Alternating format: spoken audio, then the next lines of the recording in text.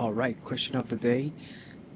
What are the 5 errors that prevent SaaS businesses from reaching 10K MRR, monthly recurring revenue?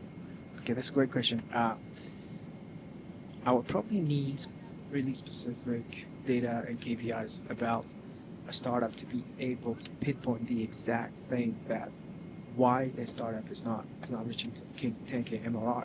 But so what I can do is give you some of the most common errors I've seen with working with more than 200 plus startups. If you don't know me, my name is Riley Riles. I'm a startup advisor and investor. Uh, if you're also wondering, this is not a green screen. I'm really in a plane.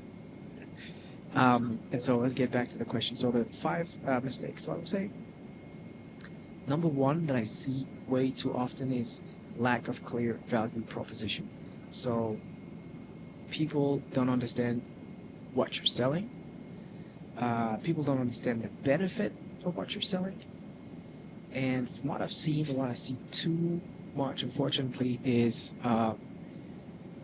you talk about your business from the feature perspective and not from the benefit perspective. So you talk too much about those amazing APIs that you've built, but you never answer the question, so what? For me, the user, for me, the customer.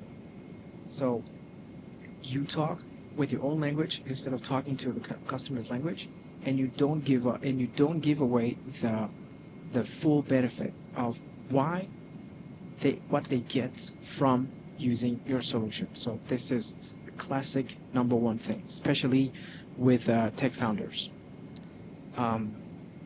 The other mistake is insufficient market research. The thing with a startup, and one of the mistake a lot of people make, is you don't study the demand. And so sometimes, actually, a lot of the time, you're actually building something that the market doesn't need. And this is the number one killer of startups. 42 or 43% of startups fail because they build something that the market doesn't need. And so founders don't do enough of market research, and they don't dive into, okay, what's the market right now? What are the problems in the market? And are people willing to pay for that type of solution? The other one, let me see, I took a couple of notes. You don't measure anything. You don't measure anything. And here's the thing, you cannot improve what you don't measure. When I say you don't measure anything, I talked to many founders who couldn't tell me how many active users they have, what is the current revenue, what is the current churn, what is the active usage of their solution. And these are very, very basic KPIs, and you should be aware of that. You should be aware of them all the time. So measure, because you cannot improve what you don't measure. One of the other classic mistakes is that you're trying to sell into everyone and anyone. And that's a terrible thing, because when you're trying to sell to everyone or anyone, nobody really recognizes themselves in any of your marketing endeavors. Let me give you a very simple example. Let's say you're hungry for burgers, and you open a browser and you instantly see 2 ads. Ad number 1 says, hey, we serve burgers, we just do burgers, we open, you can order right now.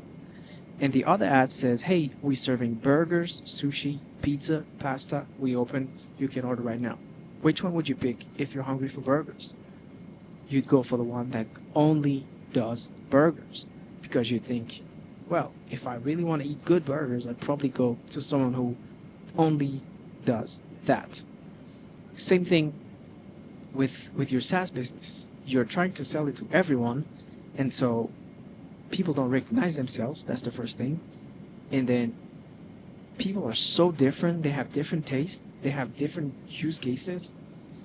And so your solution does not fully address one case. And so you're trying to do a little bit of benefit to a large number of people, which is not a bad thing in some circumstances. But in a SaaS world, you really want to stand out and get your good revenue and maximize the value proposition of what you're building, so that you can gain so that you can get customers quickly and make sure they stay. You're not in the business of selling drinks and you're going to sell millions of it. If you want to get to 10K MRR, it's much easier to solve a very particular problem for a small amount of people and make money out of it. And typically with a SaaS, you would probably need between 20 to 1,000 clients, depending on how much you charge, to have a 10K monthly recurring revenue business. So 20 to 1,000. And these 20 to 1,000 people are not that hard to get if you really talk to them specifically. Another classic mistake I see too often, and this goes back to my UX engineering career, you don't talk to your users enough. So you have users, you barely talk to them, you barely have conversations with them. And when I'm saying talking to them, I mean not sending them just a quick email and see what's going on. I mean like getting on calls with them, taking 15-30 minutes and say, hey, you're using our software, you're an active user of our software, we'd love to get your experience. We'd love to see what you like about our tool, what you don't like about our tool. Is there anything missing? How is this solution impacting your business? What are you getting from that? How can we make it even better? And so you have a couple of very simple features like the NPS, Net Promoter Score, that you can send to your users. It's a form with at least one question. That is, how likely are you to recommend our product to people? And then you can add a couple of extra questions to qualify even more. So the NPS is between 0 and 10. So if they gave you a score, you can say, okay, why did you give us that score? How can we make it better? Would you be open to a 15-minute call with our CEO to dive into this a little bit more, and then just do things? Like with all the clients I'm working on, I'm getting them to talk to their users every single month, if not every week, to get and build that momentum. Think the IKEA factor. People love IKEA furnitures because they've built them, and they've put their soul into building this. They spend time, they spend energy, and so they build an emotional connection with that furniture that they've built. You can do the same thing with a SaaS. If your clients contributed to improving the tool and they know they did, they will be more likely to sort of stay on it and be proud of it and share it. So talk to your users fast, talk to your users often, and talk to your users frequently. And I would say the last point, so for those who didn't tick any of the previous boxes, and let me know in the comments. So you have the right value proposition, you're talking to your users, you're measuring stuff, you're very clear with your messaging. One of the things then that you're not doing enough is advertising. Usually, if you really have like a good product and you have retention and testimonials and people love it, etc., but you're not getting more clients and you're not getting to the 10K monthly recurring revenue, is because you're not attracting more people. And the only way to do that is let them know you exist. And so you need to advertise more. And there are a couple of ways to do that. You can go with ads, you can go with creating content, you can go with networking, going to some events, shaking hands, and these kind of things. But you need to go out there and let the world know you exist. And so this should be one of your main focus on the business.